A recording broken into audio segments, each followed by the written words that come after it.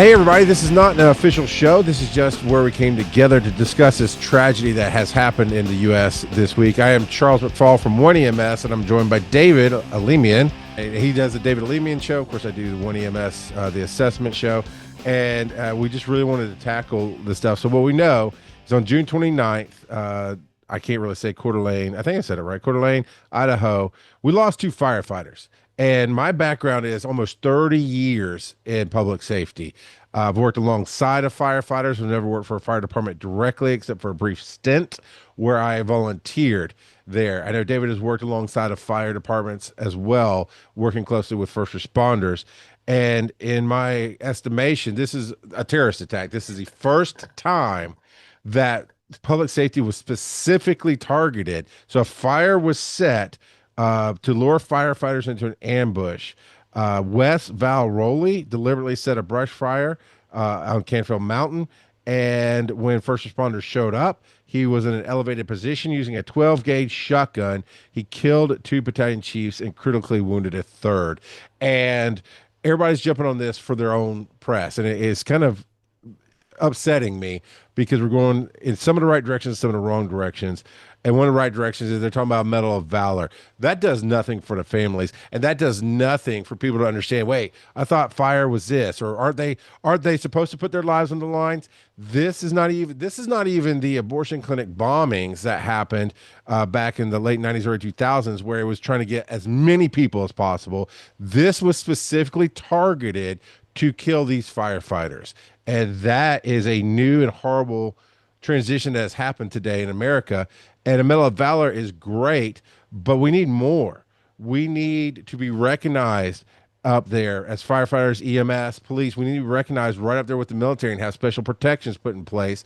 And we need stuff that's going to help the families out. These nobody thought that this was going to happen that day. And the families lost their loved ones, lost their income, lost everything. And Medal of Valor is great, and I think we need it. I think we need a true volunteer public safety, not volunteer, I'm sorry. I'm so energized about this and so upset at the same time that my brain's a little off. So thank you for bearing with me here, David, as I set it up. But we need a first responders day right up there with Memorial Day, Veterans Day, because it's not just a day of saying thank you for your service. Things that branch out of that is so much more awareness of what goes into being a veteran, what goes into being public safety. So that's kind of where we are right now. David, what was your thoughts when you first heard this story come out? I was stunned. It's just senseless. And it goes, those 2 firefighters who were killed, and there's another one fighting for his life in the hospital. Yeah. This is devastating on a number of levels. I mean, for the 2 who passed away, who died, who were killed, I mean, it's emotionally devastating to the spouse, to the kids, to the other close family members, to the friends, everybody that they left behind. But it goes beyond that because he was a volunteer. But he was also a breadwinner somewhere else, which means now not only are these family and friends emotionally devastated, they're financially devastated as well. I mean, this is what happens when they're not prepared. And for that firefighter who's fighting for his life, again, the same thing, because he's not going to be earning an income. So there has to be something to protect these families. I mean, the firefighters, they go running toward the danger. And they put their lives on the line every day. And in this case, they made the ultimate sacrifice. But it's not just them. And for those watching, I'm looking down because I have notes. I've researched. I'm pulling up bullet points on what's going on. Honestly, I'm not sure. Personally, I'm not sure if this is a volunteer or a paid service. I hope it is a paid service because I hope he actually has a retirement. But by the time you're a battalion chief, you've been in for a while. So that would be something for the family. Obviously, There's going to be, I hope there's some catastrophe insurance. There's on duty death insurance. But here's what I mean, God, beyond the devastation there, it's wrapping my mind around somebody targeting that. I mean, in not in a broken the heat of the moment. That unfortunately should not be expected, but it's kind of expected in our field. Police officers, front line, bulletproof vests, guns, they expect the most danger. Firefighters and EMS, we expect less danger. Firefighters typically experience less danger.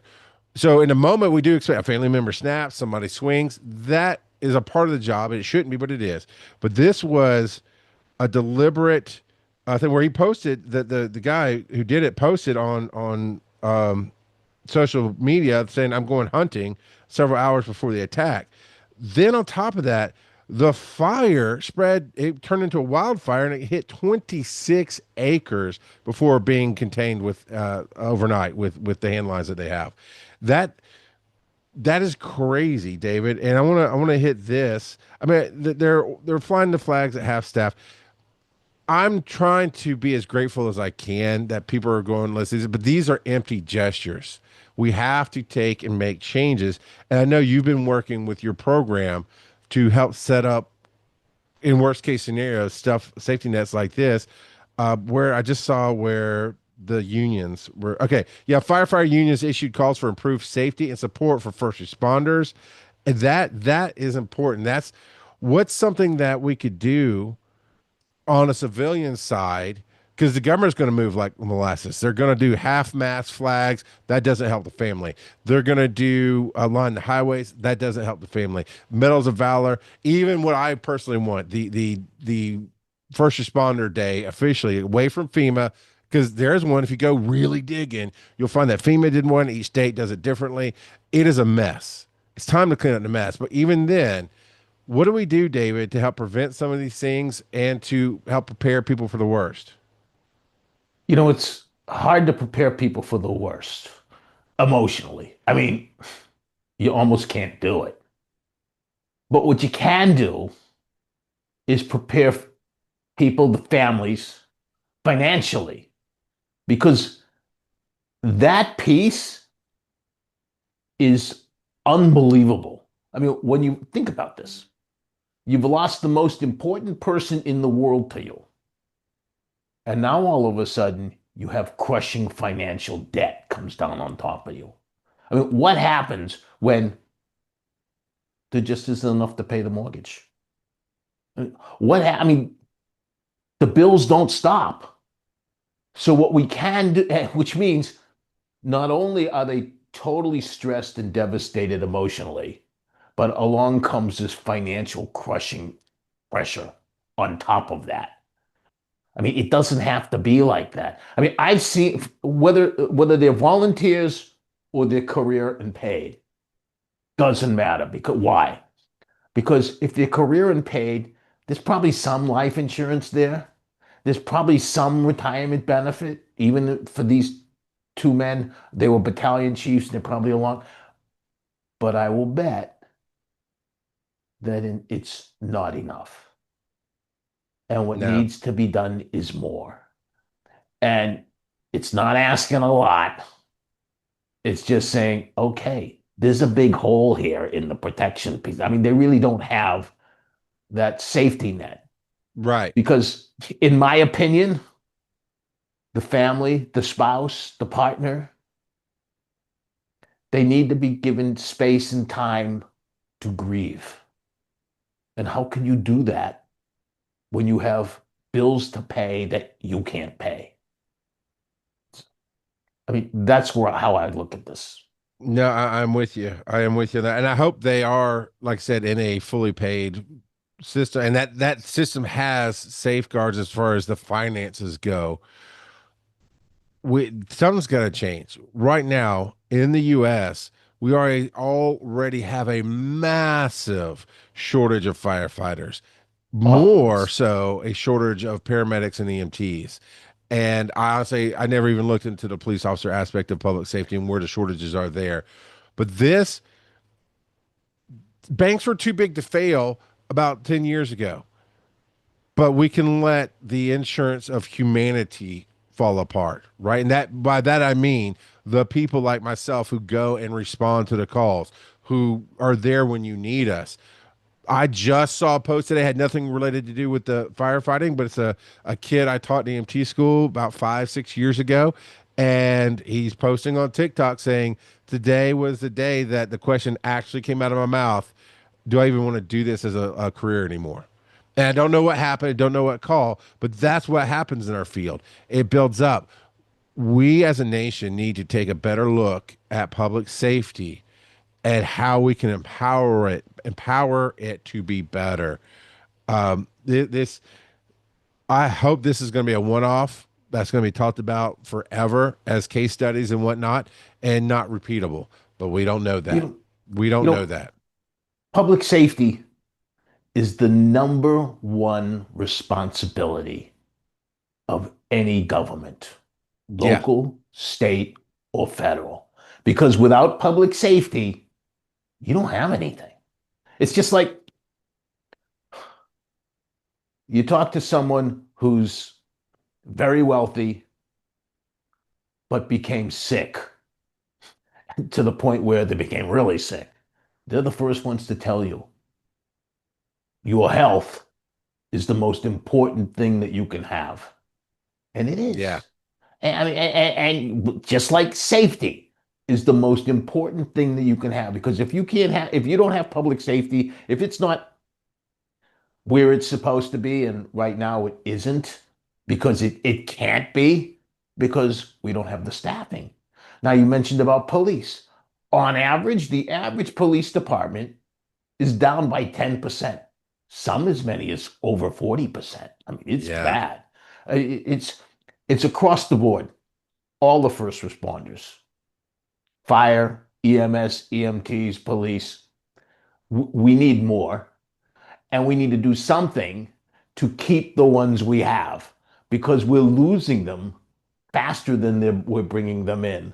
So it becomes a downward spiral, which puts the ones that are there in greater danger, Oh yeah. which Yeah.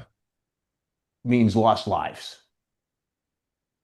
And these were high-ranking officers. For those you don't know, battalion chief is 5'8", depending on the system, 5'8", 10 steps up the line. You start off as a firefighter one, then there's firefighter two, then there's all the others. There's engineer and sergeants and lieutenants and captains and battalion chiefs and assistant chiefs, and there's so many levels, and they lost two high-level people. I keep looking down at this thing about this tragedy has sparked a nationwide conversation about the vulnerability of first responders. I've been trying to talk about it since the 90s. I know other people try to talk about it before that. There's been some documentaries in the past. There's been some movies made, but in reality, talk is cheap. Honestly, as much as I am going to back it, give them a Medal of Valor. Let's make that a thing for public safety. Those who lose their lives in the line of duty, that's the low hanging fruit. We got to do something. But the federal government, whoever the president is, I know who it is now, but whoever it is at any given time is limited, because then the states have the right to say, well, we're going to do it differently. We have to do something, right? You can't make public safety a part of the military, because now you can't occupy states, right? That's not the solution, but we need to be semi like that. Why do people sign up for the military? There's multiple reasons, but hey, we get free college education, right? Hey, you get your room and board paid for. Hey, this, hey, that, hey, retirement. If you do this, if you do this, you do this. Why do people sign up for to be a firefighter? Because they want to protect their community. Same with EMS. And we need to I protect them. yeah. And We so need to what? protect the people who protect us, so that they'll be there to protect us when we need them. 100%. The conversation is just getting started. Uh, I'm just kind of spinning now, right now, David, digging into it. So I think I've said what I can say right now. But what are your thoughts as we wrap this statement up? Here's my thought. We ask a lot of the first responders, and it's their choice if they want to put their own physical health and well-being and their lives on the line. That's their choice, and that's okay. That's what they signed up for. But their families didn't. Now, if they, in general, if they get hurt or injured in the line of duty, they have health insurance that'll protect them. But if they get killed, there's nothing there. Now they're gone, but the family is there to pick up the pieces of the family. Yeah. And we need to put something in place so that when our first responders walk out the door of their home to go and serve the public, they need to know with confidence that if something happens to them, their family is going to be okay. That's what we need to do. Along with the Medal of Honor, if you or Valor, Valor, add a financial stipend with it. Something Unfortunately, so lost that your they line. don't have to worry. Right, so they don't have to worry, and it needs to be But sizable. Yeah, I hear about. it needs to be very substantial because most, forgive me, I didn't mean to interrupt, but No, go on. most first responders, they tend to be family people. They tend to have kids, and they want their kids to go on to do something else, learn a trade, go to college, go to a university. It takes $200,000, a little over $200,000 to raise a child from birth to age Mm, 18. That does not include college. So it needs to be a substantial benefit so that the widow or widower can be home and grieve properly, and the kids yeah, can be brought up in an atmosphere, in a family atmosphere, and they don't have to move because they can't afford the roof over their head. In other words, they can leave, they walk out the door to go serve the public, and they know no matter what happens, the family's going to be okay. That's what we need to do. yeah. The other thing that we won't know because we don't track statistics enough in public safety. Period. We need that, but we don't know how many suicides might come out of this because they're close buddies. It's akin to being in war. The people that came up with them. You just lost two of your closest partners, friends, mentors. We won't know how many more firefighters or EMS personnel that we're going to lose out of that area because they can't handle that pressure anymore. We don't know how many more we're going to lose because they're like, yeah, no, never saw that coming. My wife is she barely tolerated me putting my life on the line to put out a fire, but now we're done. These are, I mean, suicide rates, attrition rates, quitting rates, and then we won't know down the line. It might take years for this weight to build up enough for somebody to want to end it all, or the families lost their father, lost their husband, lost their provider. Who knows what weight toll? And aside from suicide, drug addiction, alcohol addiction, that's going to come out of this. There's so much more of a bigger impact that I imagine most people are not talking about that we do have to keep in mind. And it's just there's so much Well, what here. just happened was a complete and total ambush that came out of nowhere. And no one was expecting it. So we need to protect them for the unexpected and the expected. Yeah. I am seeing some research on there are some benefits. The federal public safety offers benefits, and that should be automatic in a case like this. I imagine there's application process, but there shouldn't be. It should be hey, we see the case, we see what's going on. Here's a benefit. Some states do benefits. I know, David, you provide a benefit. Your company provides that on a private level to these counties and these divisions that they buy into. It's just so much, man. Well, It's here's the so much thing. to worry about. It's fixable. And all it takes is the will from somebody within the town to say, I want to fix this. I Yeah. mean, it's not like you can't do anything about it. And that's what, to me, I see it as a tragedy when they don't do something about it. and they need to. You know, there's one thing, those listening, those seeing, those participating in this conversation right now, something you can do is one, keep talking about it, demand you from your local governments to the state governments to the federal government, your representatives, write them, call them, say you've got to do something about this. You got to make it more safe. We got to talk about public safety more often. If you want to give money, oneems.com is a charity. I'm a 501c3, and the part of what we do is we help. I would love to be able to take whatever funds I can and send it to these families and set up protections, do those kind of things. That is something you can do right now. You could also go to davidalemian.com and start pointing your agencies to him to say, hey, even if the county won't step up and just make a fund and make this better, here's a way that we can provide for our husbands, our fathers, our mothers, our sisters, our family that takes care of our community. Well With said. that, David, yeah, I know I said let's wrap it up, and then I went off on another tangent. Okay, and here's some other things that are being done. Thank you to Barbara, producer, for sending this in. 988 Suicide and Crisis Lifelines. Yeah, you can dial 988 anywhere in the U.S. and get somebody to talk to you if you're struggling with mental or anything with burdens there in public safety or otherwise. IAFF Center of Excellence for Behavioral Health and Substance Abuse. There's Blue Help. That's an HELP, all dots, H.E. Blue Help tracks suicides and provides support for families. And I can tell you there's not enough information going to them. And then Code Green. So those are some other ways that you can help. And then the firefighters themselves have GoFundMe's up. And just a quick Google search will find us. So David, thanks for taking some time and jumping on and talking about it with me. And we're going to keep pushing for a better EMS, a better public safety, a better firefighting solution all the way across the board. Thanks. Let's fix this. Thank you, Pat. You're welcome.